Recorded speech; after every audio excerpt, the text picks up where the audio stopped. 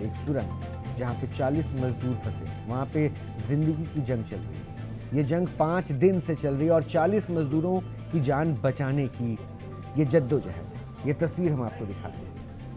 एक पाइप के जरिए सुरंग में फंसे मजदूरों तक खाना पहुंचाया जा रहा है और ये खाना कैसे भेजा जा रहा है आप इन तस्वीरों के जरिए देखकर समझ सकते हैं। कितनी बड़ी चुनौती है। सुरंग, मलबे में फंसे 40 जिंदगियां, उनको बचाने की कोशिश और किसी तरह उनको भोजन मिल पाए इसकी कोशिश हो रही है। और इस कोशिश को कैसे पूरा किया जा रहा है? पाइप के जरिए। टनल में पहले से लगी एक पतली पाइप में चने और मुरमुरे डाले जा रहे हैं और फिर एयर प्रेशर के जरिए उसे करीब 300 मीटर अंदर फंसे मजदूरों तक भेजा जा रहा है। इसी के सहारे ये मजदूर पिछले 5 दिनों से जिंदा हैं। चने और मुरमुरे। आखिर टनल में कैसे फंसे ये मजदूर और अत्याधुनिक टेक्नोलॉजी के बावजूद भी पिछले 5 दिनों से उन्हें निकाला क्यों नहीं जा सका? कहां पे ये मुश्किलें आ रही है, परेशानी कहां? हम आपको बताएंगे पूरी डिटेल इस वीडियो विश्लेषण में, लेकिन उसके बाद ये भी बताएंगे कि दुनिया भर के एक्सपर्ट्स किस तरह से इन मजदूरों का रेस्क्यू करने में जुटे हैं और इसके लिए कौन कौन से तरीके इस्तेमाल किए जा रहे हैं।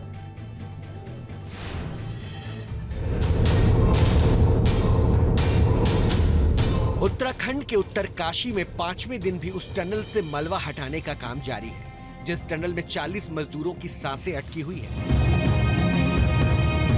दिन बदल रहे हैं, मशीनें बदल रही हैं, रणनीति बदल रही है, लेकिन मलबा हटने का नाम नहीं ले रहा और ना ही मलबे के अंदर से पाइपलाइन डालना संभव हो सका ताकि उस पाइप के जरिए मजदूरों को बाहर निकाला जा सके।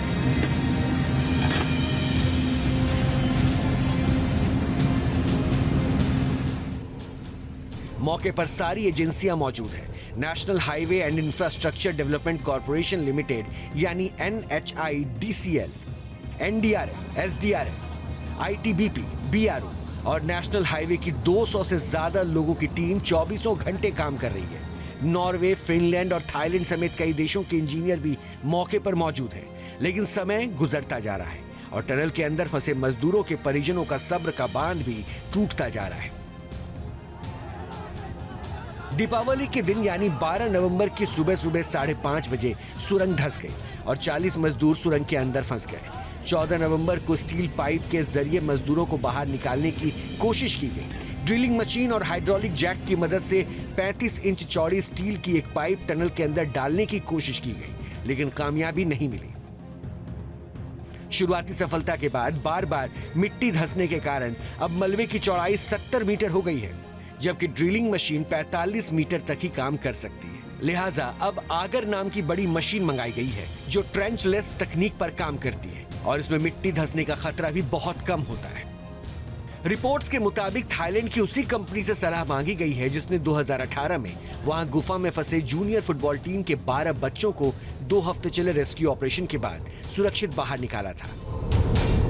यही नहीं, नॉर्वे के जियो टेक्निकल इंस्टीट्यूट के सॉइल रॉक एक्सपर्ट यानी कि मिट्टी विशेषज्ञों से भी मदद मांगी गई है। मुख्यमंत्री से लेकर कई मंत्री और अधिकारी मौके का मुआयना कर रहे हैं। जी, उनसे संपर्क भी है, साथ ही साथ जो वायु का और खाद्य पदार्थों का को भेजने के लिए जो व्यवस्था है वो भी लगातार सुचारू है और सभी की कुशलता की जानकारी समय समय पर NHIDCL के अधिकारी ले रहे हैं। जिस सुरंग में मजदूर फंसे हैं वो ब्रह्मखाल यमुनोत्री नेशनल हाईवे पर 4 धाम प्रोजेक्ट का हिस्सा है। आइए आपको बताते हैं कि आखिर सुरंग में कहां और कैसे फंसे हैं मजदूर। सुरंग की लंबाई कुल 4.5 किलोमीटर और चौड़ाई 14 मीटर है।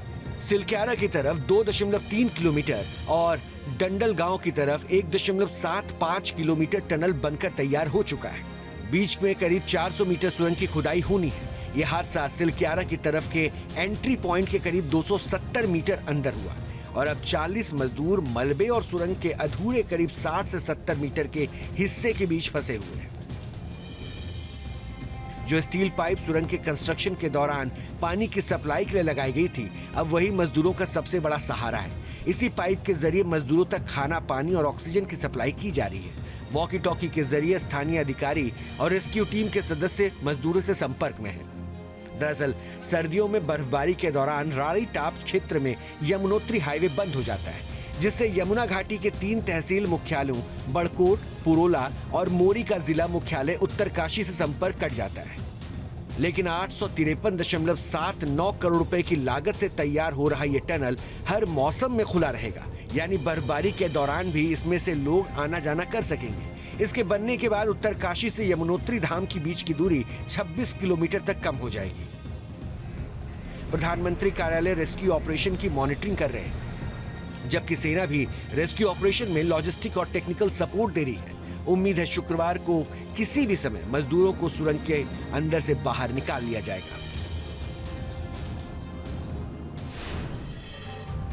सुरंग से जुड़े अपडेट तो आपने जान लिए और किस तरह से ये सुरंग आने वाले वक्त में बहुत ही ज़्यादा सहूलियत देगा ये भी समझ रहे हैं, लेकिन एनिमेशन के जरिए अब समझाते हैं कि इन मजदूरों का रेस्क्यू कैसे किया जाएगा, उन्हें बाहर कैसे निकाला जाएगा और कैसे वो सुरक्षित सुरंग से बाहर आ सकेंगे। ये तस्वीर जो आपकी टीवी स्क्रीन पर है, सिलक्यारा और डंडाल गांव के बीच इस सुरंग की कुल लंबाई 4.5 किलोमीटर है, जिसे सिलक्यारा की तरफ से एंट्री गेट के करीब 270 मीटर अंदर 40 मजदूर फंसे हुए हैं।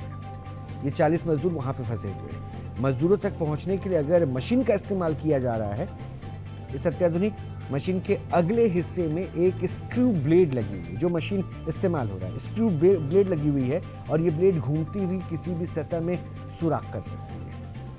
इसके बाद मलबे के अंदर से सुरंग में 1 मीटर से थोड़ी कम चौड़ी स्टील की पाइप भी डाली जाएगी।